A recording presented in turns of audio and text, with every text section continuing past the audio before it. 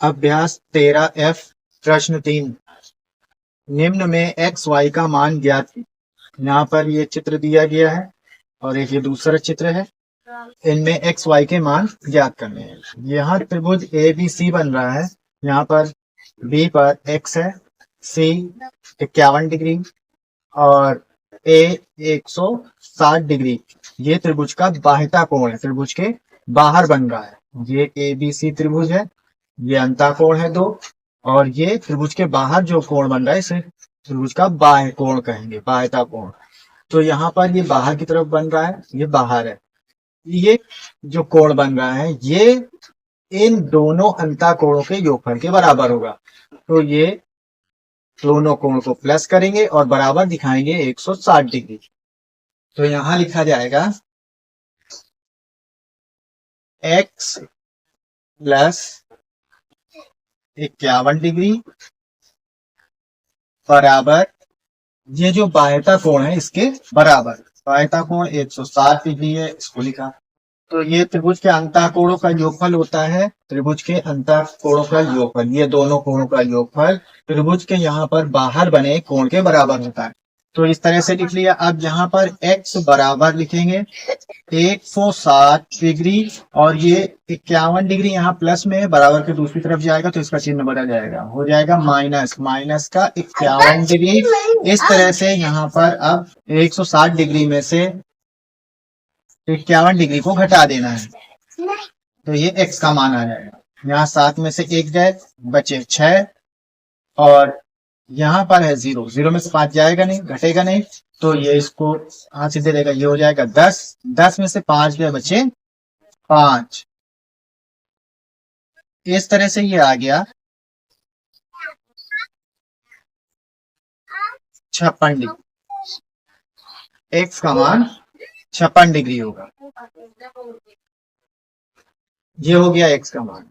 इसी तरह से अब ये दूसरा चित्र है। इस चित्र में यहाँ पर दो त्रिभुज बन रहे हैं, एक यहाँ से लेकर यहाँ तक बन रहा है और दूसरा ये बन रहा है, और ये बाह्यता कोण है। इस पूरे बड़े वाले त्रिभुज का ये बाह्यता कोण है। तो अब यहाँ पर ये देखना है कि ये कैसे हल कर सकते हैं। तो सबसे छोटा वाला पहले ये जो त्रिभुज बन रहा है इसको हल कर लेंगे, इससे x का मान निकाल लेते हैं। फिर इन सबको लेकर सरल कोण बनाकर y का मान निकाल लेंगे। तो सबसे पहले यहाँ x का मान निकालते हैं, ये त्रिभुज को हल करते हैं और यहाँ पर x का मान निकालते हैं। तो त्रिभुज के अंतःकोणों का योगफल होता है 180 अंश। तो यहाँ पर इन तीनों कोणों को जोड़कर लिखा जाएगा।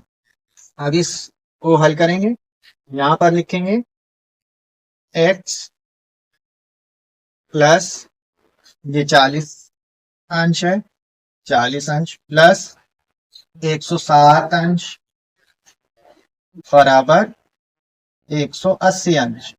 इस तरह से लिखा। अब इसको हल कर लेना है। यहाँ पर 40 और 160 अंश को जोड़ लेंगे, सजाती पद है, 0 और 7 जोड़ेंगे 7 आएगा, 4 और 0 4 और ये 1, 147 डिग्री। तो x प्लस 147 डिग्री बराबर 180 अंश। अब यहाँ x प्लस 147, x का मान निकालना है तो x को ऐसे ही लिखा, यहाँ बराबर लगाया। अब ये 180 लिखा है, इसको भी लिख लेंगे ऐसे ही।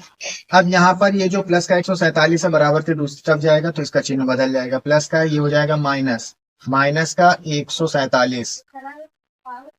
अब यहाँ 180 में से 147 को घटा देंगे, 0 में से 7 घटेगा नहीं तो ये 8 इसको उधार दे देगा, ये हो जाएगा 10, 10 में से 7 चले जाएंगे, घटा देंगे, बचेगा 3। अब यहाँ बचेगा 7, 7 में से 4 गए, बचे 3 और ये 1 में से 1 0 हो जाएगा। तो इस तरह x का मान आया 33 डिग्री।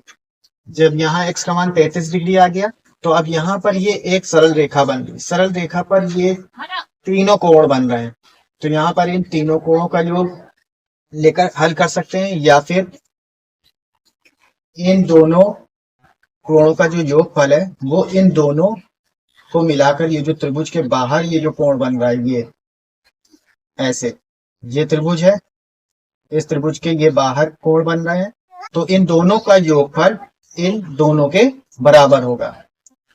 इस तरह से भी हल कर सकते हैं, या फिर ये एक सरल रेखा बन रही है, सरल रेखा पर बने कोणों का योग 180 अंश होता है, तो उससे भी हल कर सकते हैं। तो यहाँ पर लिखते हैं सरल रेखा में बने कोणों का योगफल लेकर हल करेंगे इसको, तो 180 अंश लिखेंगे। तो यहाँ पर लिखेंगे x प्लस, अब यहाँ 65 है तो 65 अंश प्लस ये y अंश है बराबर सरल रेखा में बन रहा है, ये एक सरल रेखा हो जाएगी, इस पर बना कोण 180 अंश होता है, तो इन कोणों का योगफल 180 अंश होगा।